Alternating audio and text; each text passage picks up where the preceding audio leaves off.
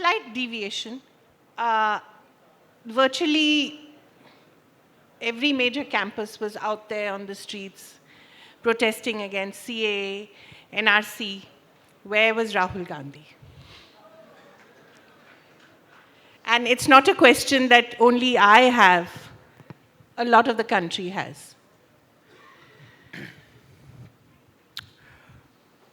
Look, I think it's extremely important to understand both the psychology and the sociology of these student protests. Yes.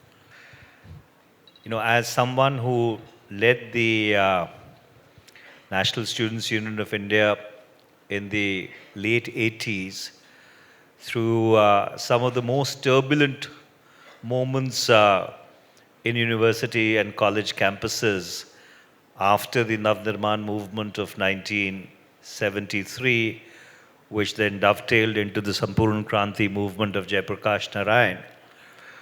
What you are seeing play itself out on the campuses is an articulation of a consciousness that what's really being done through the Citizens Amendment Act, the NPR, and the NRC process is actually tinkering and subverting the whole idea of India, the constitutional construct which was created way back between 1948 and 1950 by the founding fathers, led by the chairperson of the drafting committee, Dr. Bhimrao Ambedkar.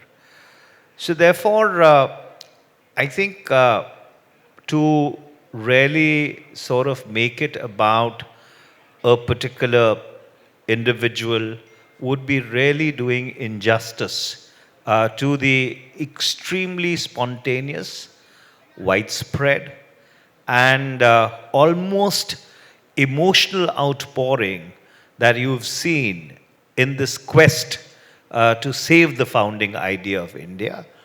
And at a certain level, it is extremely gratifying for me that this is not a protest which is being led by any political individual or by a political party. It is really young students organizing themselves, coming out and articulating their anger, their frustration. And so therefore, what you've really seen playing itself out, if I look at it as a student activist, have been possibly the most beautiful moments of the last 2 decades. That is true, but there is a sense that the students are actually doing what the Congress party as the main opposition party should have done. The Congress party should have taken the lead in this, which is clearly a change in the idea of India, a change in the republic as we know it. It's a fundamental change. So should not the Congress have been at the forefront of this dissent rather than at the tail end? Well, forefront or tail end is really a metaphor which does not do justice to what's sort of played itself out in the second term of the NDA BJP. If you really rewind back to the first session of Parliament and the manner in which some of the laws were almost rammed through the legislative process, which essentially have the chilling effect of converting this country into a police state. The amendments to the UAPA Act, the amendments to the National Investigating Agency Act, then finally the manner in which Article 370 was abrogated, and then going on to the whole CAA process.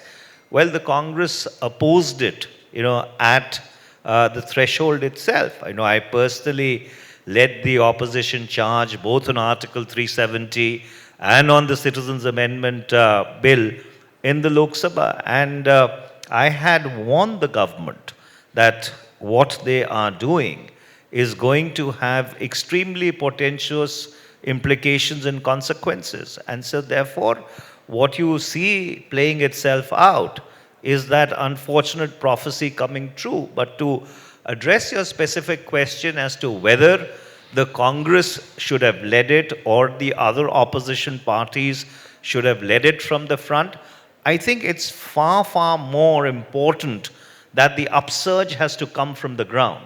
And what you are witnessing is not a political party or an political structured organization which is driving it, but the fact that it has really touched a very raw nerve among an extremely conscious and an extremely engaged section of our society, that's our young students, and that they have decided to come out, they've decided to brave the batons. In fact, in Delhi today, you've seen that unfortunate spectre play itself out whereby these two young lawyers who had unfurled a banner opposing the CAA when the Home Minister was on an election rally in Lajpat Nagar, and I think subsequently they've been arrested, if I'm given to understand. Well, this is pure, unadulterated, naked, state power-driven fascism which this country is witnessing. And the more fundamental question, which I think every Indian should ask himself or herself, is this the country that we want to leave for our children? But this is also the country that the Congress party gave to us in a sense, because they led the freedom movement. Where is it now? Is not the leadership missing? Do congressmen feel that they are being given a direction? Are they like headless chickens? Who do you look to in the Congress party to give you a direction, to even tell you, for instance, on Article 370, there were so many different viewpoints even within the Congress party. There seemed to be no one idea of how to respond. And that brings me, to my second question, that the Congress seems to be more reacting to what the government is doing rather than setting the agenda. Well, so that's two questions, Well, let me take it in the reverse. So, is the Congress reacting to an agenda which the government is setting? Obviously, if there are going to be legislative initiatives from the government which are unconstitutional or at the very least extra-constitutional, a response obviously has to come from the opposition. And that response, I don't think, is a reaction. It's a proper structured response to what I think is something which is very fundamental, which people need to understand. So what's really playing itself out in this country? If you go back to 1947, it's actually the battle over the founding idea of India which is being refought. So if you rewind back to 1947, out of a blood-stained partition, there emerged two nations, the Islamic State of Pakistan and a pluralistic, constitutional, rule of law based Republic of India.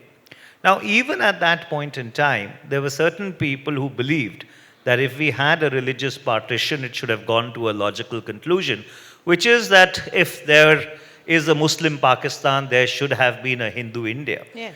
But there were people, wise people, who were the founding fathers of the Indian state, who said, no, we are going to create an inclusive, pluralistic country where there is equality of opportunity and no discrimination based on religion, region, caste. And that idea held the field for 7 long decades. In 2014, riding on a subterfuged, inclusive construct, when the NDA BJP came into office, they started the process of tinkering with this founding idea of India. So therefore, if you look at the cow vigilantism, you look at the Ghar Vapsi, the Beti Bachao, Bahu Le Aao, and all those kind of retrogressive, Love Jihad, all those kind of retrogressive programs which were unleashed through that prism, it starts to make sense. And an Article 370 and the CAA are actually logical extensions of that. So I think what is more important that looking at a particular opposition party or the opposition parties in general. What people need to really understand is that this is not only an assault to remain in office or to remain in power. This is something far more fundamental, which is going to and is impacting every citizen of this country. For example, the NPR exercise.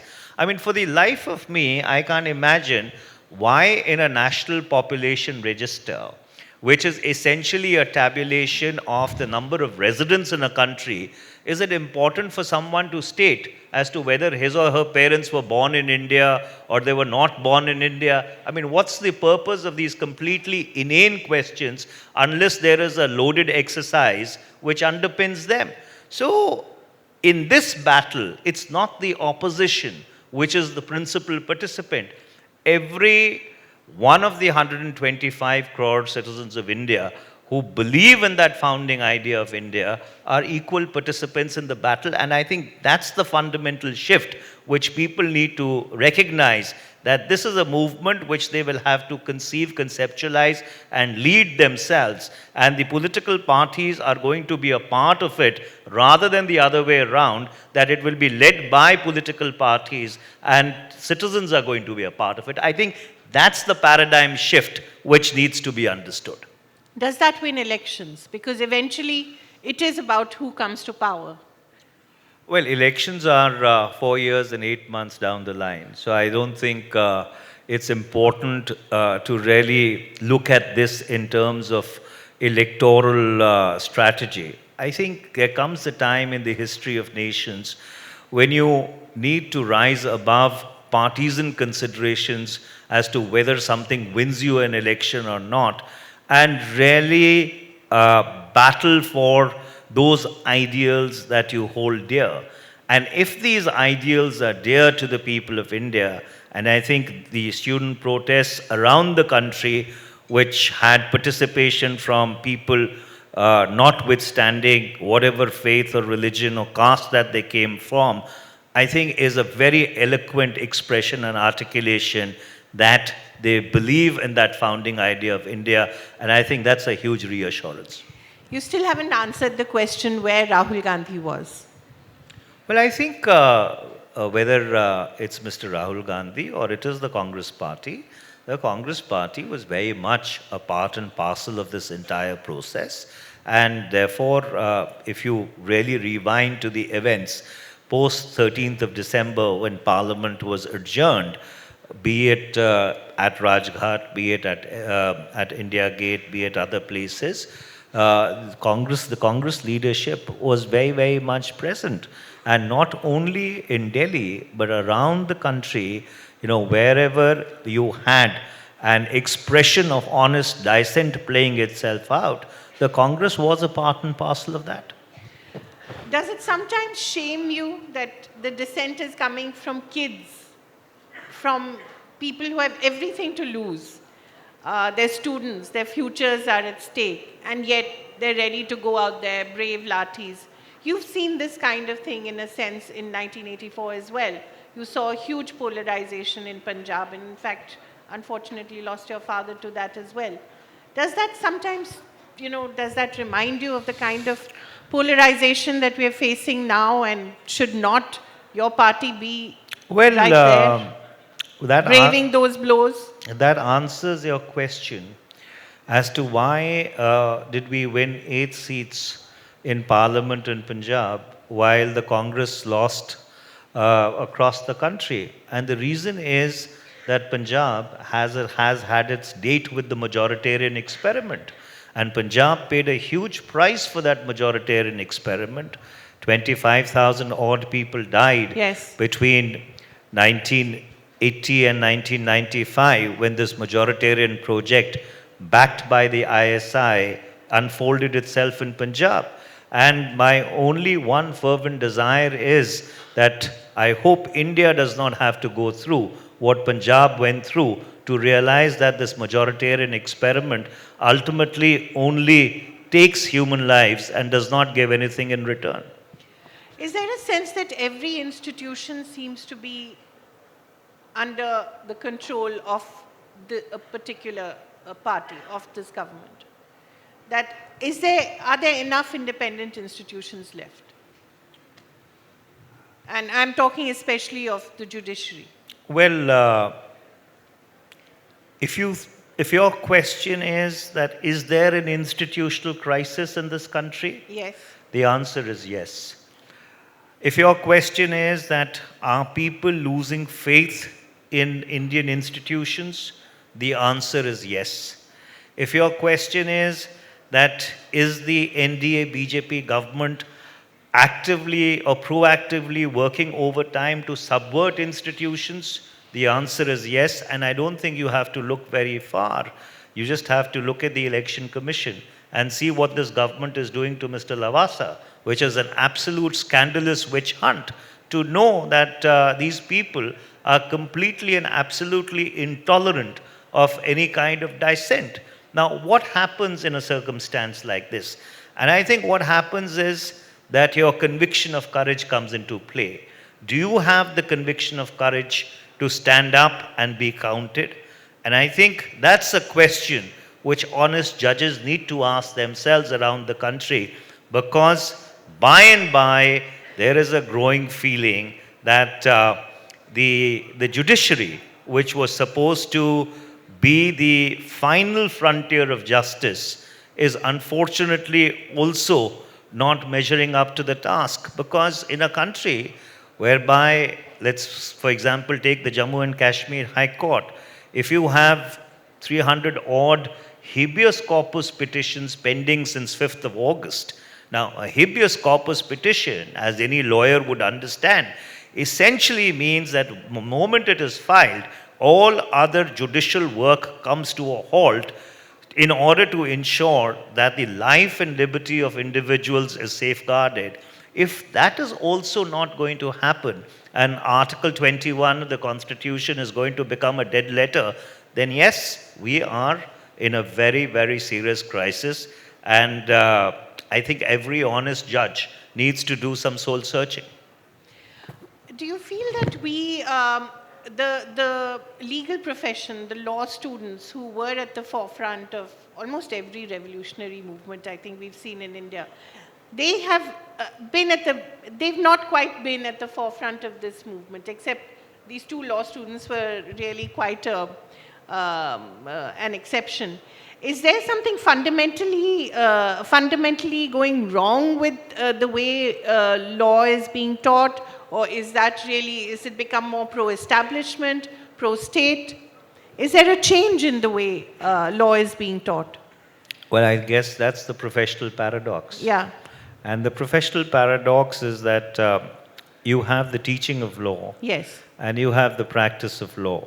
And one thing which law students around the country need to internalize is that our criminal justice system has completely and absolutely collapsed. Yeah. If 67% of those who are locked up in the 1,400 prisons around the country are under trials, if you've actually stood the maxim, innocent until proven guilty on its head, if you've stood Justice Krishna Iyer's seminal judgment that bail no jail should be the rule rather than the exception, if you have an assault on Article 21 on a daily basis, these are things which law students really need to think about, because it's not just about learning the letter of the law and then applying it to earn a good living, which also I think is a sequitur. Everybody has the right to earn a good living, but there is something far, far more than that. And unfortunately, you are not seeing that kind of ferment in our law schools, Yeah. which should have been the principal bastions of not only the CAA protest, because that's really a footnote, but the larger crisis which is confronting our legal and judicial system, because at the heart of any constitutional democracy lies the rule of law. And today, a rule of law is under very serious challenge. And number two, far more important, is access to justice for the poor is almost becoming a fantasy. If you are a poor person, your hope of being able to access our judicial system and really be able to get quality of justice is something which has almost become a non sequitur. Absolutely last question. Who's going to win the Delhi elections? Well, in Delhi you have a three-way fight. Three-way? There Really? there is us.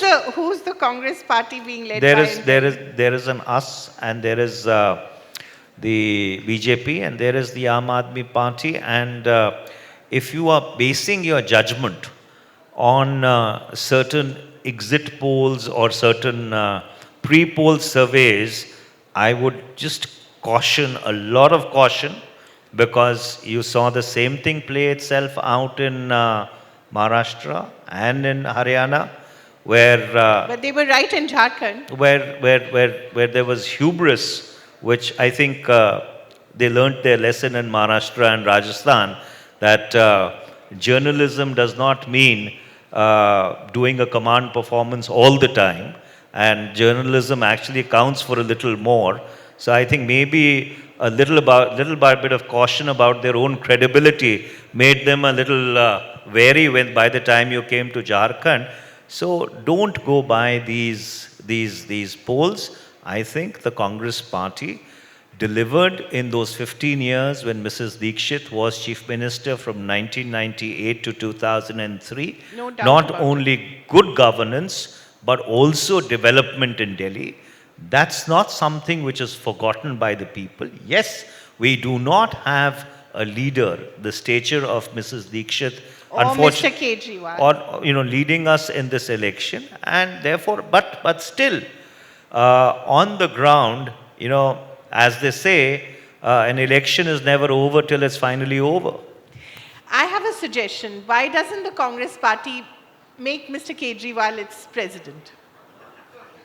And end everybody's trauma, including Rahul Gandhi, who doesn't want to be president. Well,